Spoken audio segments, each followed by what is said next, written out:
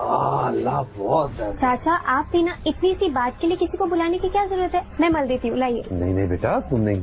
चाचा मेरी अम्मी के पीठ में भी दर्द होता था तो मैं ही मरहम लगाती थी, लाइए दीजिए। नहीं नहीं रजिया नहीं। आप चुप करके लेट जाइए, मेरी अम्मी कहती है मेरे हाथों में ना जादू है, अभी ठीक हो जाएगा, लाइए दीजिए।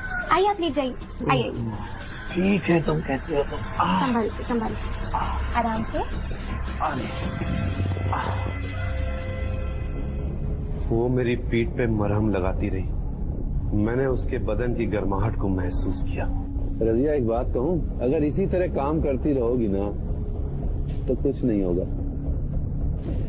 दरअसल तुम्हें कोई ऐसा चाहिए जो तुम्हारी अम्मी और तुमको दोनों को यहाँ अपने पास रख सके। हाँ ना, अम्मी भी यही कहती है कि जल्दी से शादी कर ले। पता नहीं क्यों अम्मी को लगता है मैं कोई हूर की परी हूँ और कोई शहजादा आके मुझे ले जाएगा, पर वो समझती ही नहीं है कि मैं बर्तन मांजने वाली हूँ और पढ़ी लिखी भी नहीं हूँ। मेरे लिए तो तुम किसी हूर परी से कम नहीं हो।